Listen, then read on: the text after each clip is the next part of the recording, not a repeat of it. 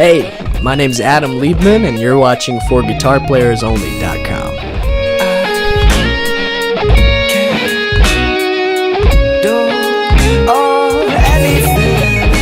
Hi everyone, John Liebman here. You're watching ForGuitarPlayersOnly.com. We're coming to you today. We're usually on location somewhere, but this time we're actually in the Notehead Studios with a very, very special guest, Adam Liebman. Hello, Adam. Hello there. Did you have any trouble finding the place? No, I didn't. People may have noticed already that you and I have the same last name. Adam is my son, and I'm not just putting him up here because he's my son. We've had Jeff Beck and Jimmy Page and Carlos Santana and Steve Miller and Joe Walsh and all those other interviews on ForGuitarPlayersOnly.com. Today, we are adding Adam Liebman to that list. Adam is about to take off for Berklee College of Music in Boston in just a matter of days, where I'm proud to say he has received a full scholarship as a guitar player. So I wanted to talk to you and share your story with the folks. Why don't we start from the beginning? Do you come from a musical family? Yes. There's always been a lot of music in the house. I was very fortunate for that. My dad, being a professional musician, I had a lot to aspire to, but ever since a really young age, I had a pretty powerful affinity for music. There was always music playing in the house, and all kinds of music. Even the kinds of music that Mom likes. Yeah, James Taylor and Carole King, and I would ask, Mommy, does this get wild? And she would say, yeah, of course, but it didn't. So I think... Not that I dislike that music. Yeah, no, I don't dislike it either. I love it. But I think really when it started taking off for me was on my 6th birthday, my sister gifted me a Highway to Hell CD by AC/DC. And I remember putting it in the CD-ROM drive of the 2002 HP desktop, and I heard the opening chords, ba-na-na, and I was like, yeah, that's it. That's what I want to do. And it was a really powerful experience for me. So I think from there, everything blossomed. You are a guitar player, and I want to talk about your record that you just released a few months ago, but I have a question for you. Are you glad that your dad had you study 4 years of piano before you took up the guitar? Yes, and actually I wasn't quite happy at first when I started the piano because I told him I wanted to play guitar, but I think that it gave me a really great foundation and a good background because I can visualize things on the piano, and also it enabled me to make my own record, like you said, and play the piano parts for that and the MIDI stuff. But I think it gave me a really great foundation, and when I finally got to the guitar, it was that much sweeter. Well, you're welcome. Tell me, once you discovered the guitar, who were your guitar influences, your heroes? Who influenced you? Well, from the get-go, it was guys like Angus Young and all the classic rock guys. And as I started playing more, I got heavier and heavier taste. I started listening to guys like Kirk Hammett and James Hetfield and the Metallica guys and Robert Trujillo, and the bass lines and all that stood out to me. But Dimebag Darrell from Pantera, all those guys were my early influences, and I think that gives me a little bit more breadth, and I have some more stuff going on underneath. Those metal licks and metal lines pop out sometimes, but lately it's been more like singer-songwriter stuff, and I've fallen in love with the idea of a song. So anything that serves the song or fits the song, guys like John Mayer or Jack Johnson are really, really influential to me right now. Well, good for you. And I just have to tell that one quick story. You came up to me. You were about probably no older than 8 or 9 years old. And you said, Dad, have you ever heard of Yngwie Malmsteen? Yngwie Malmsteen. I said, oh boy, I think the writing is on the wall. Yeah. Your record, Mood Chambers, yes, just came out in, I think, around May of 2018. You wrote all the music, you played all the instruments, you did all the vocals, you played some. A lot of people assumed that I was the bass player on that, and I would have been very proud to say, yes, it was me, because it's some darn good bass playing. Thank you. But I am even prouder to say that was Adam. Tell us about Mood Chambers. Well, I could tell you a lot about it. Something that I did completely by myself in the basement of my house. It's when I My house. Yeah, our house. Okay. Like I said, I fell in love with the idea of a song and something that can tell a story in a way that transcends what music or words alone could say by themselves. So I think combining those was really the goal, and to achieve a different mood or vibe or a different story with every song.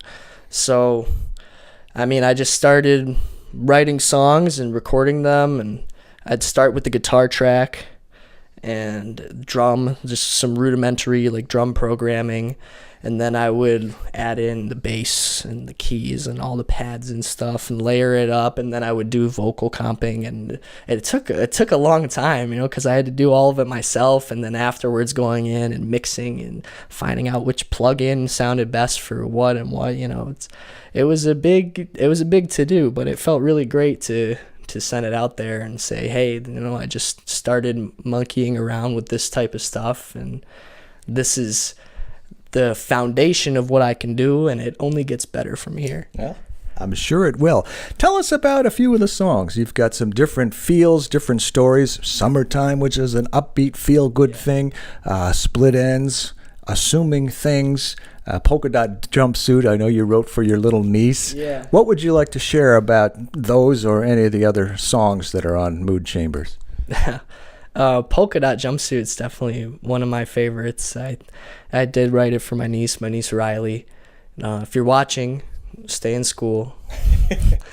They all say a lot to me. I don't think I could explain them more than the song already does. So you would have to go check it out and listen to it yourself. And if somebody wanted to do that, where might they go? You can go to Spotify or Apple Music, type in my name, Adam Liebman, or the record Mood Chambers EP. Or if you don't have either of those platforms, you can head over to adamliebmanmusic.com, and you can stream them for free there. That's how I do it. Let's talk a little bit about your career goals. I mentioned you're about to take off for Berklee. I know you went to, they have a 5-week summer program where you went in 2017 and 2016, which was very smart of Berklee because they got their hooks in you and there was no turning back. What do you hope to learn at Berklee, and what do you hope to do with that knowledge that you're going to acquire at Berklee? I just want to sit in a room and play guitar and absorb as much as I can from all the material and all the great players who I'm going to meet, and make as many connections as I can. And ultimately, what I tell people when they ask me what my music goal is I say, I want to make cool music with cool people in cool places to the best of my ability. And if I can sustain a living doing that, I'll be satisfied. So I think just gleaning as much knowledge as I can and being the best damn player I can be is really the goal there.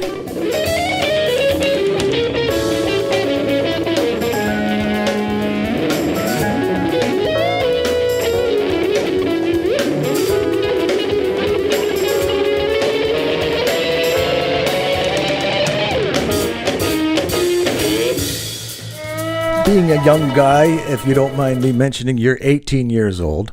So I don't know how far you can see into the future because you've got some definite goals there. And Berklee is, just a few years.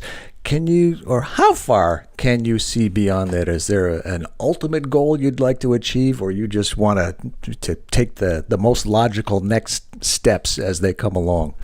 I think a mix of both. I think that it's pretty hard to foresee what I'm going to encounter and the opportunities that are going to open up at Berklee and after Berklee, but I really want to be the best. I want to be great.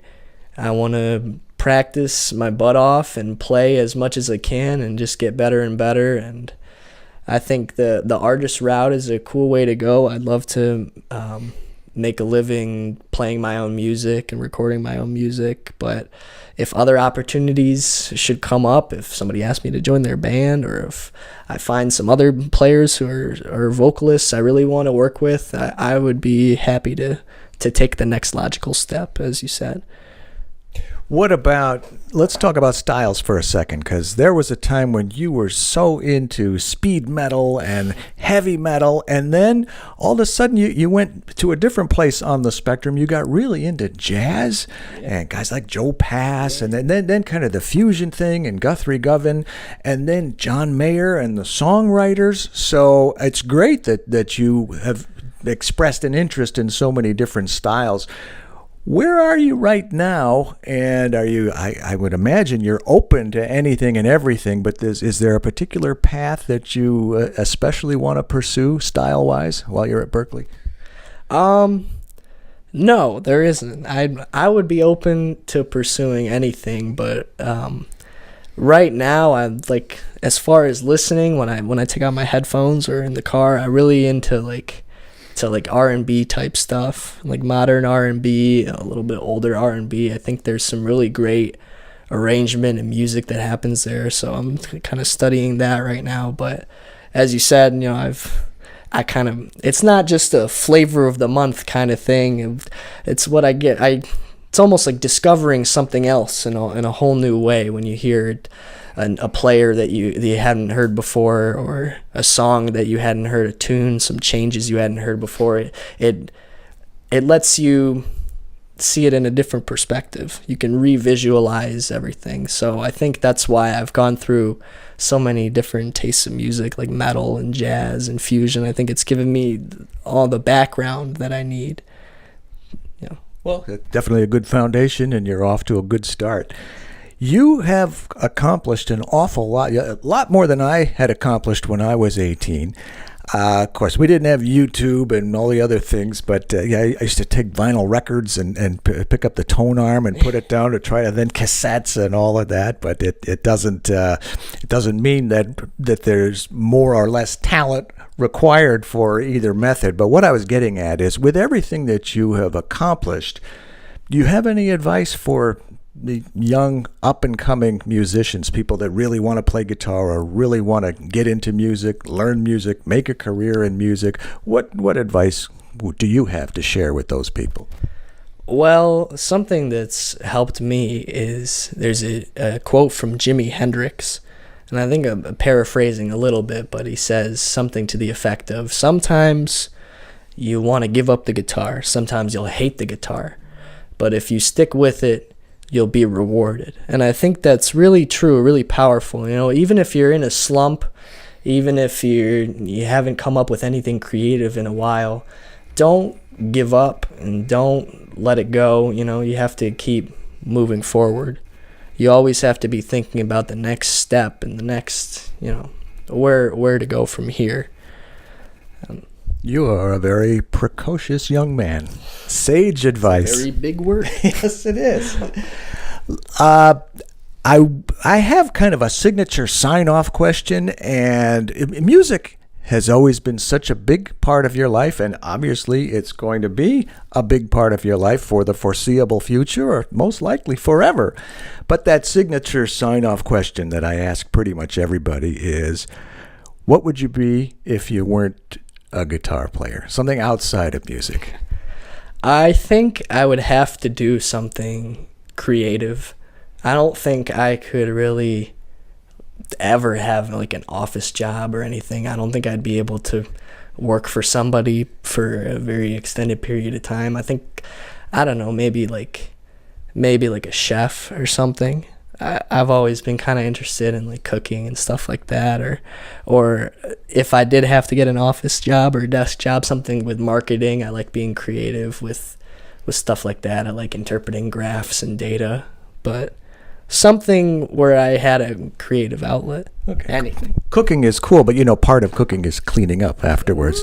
Well, somebody will do that for me. Yeah, let's not get into any more personal stuff. But Adam, your mom and I are so proud of you, and we know you're going to do great things at Berklee and beyond. So congratulations, and good luck to you. And when I think about that goodbye moment, how I'm going to feel and how your mom is going to feel, but we know it's for a good reason. This is what's supposed to happen. So good luck and keep us posted. And you know what? Maybe we'll do a follow-up interview where you can talk about not just what you're going to do, but more about what you have done, because I know you will have done some very cool things. I have quite a way with words, don't I? With our very, very special guest, Adam Liebman from the Notehead Studios World Headquarters. I'm John Liebman. You're watching ForGuitarPlayersOnly.com.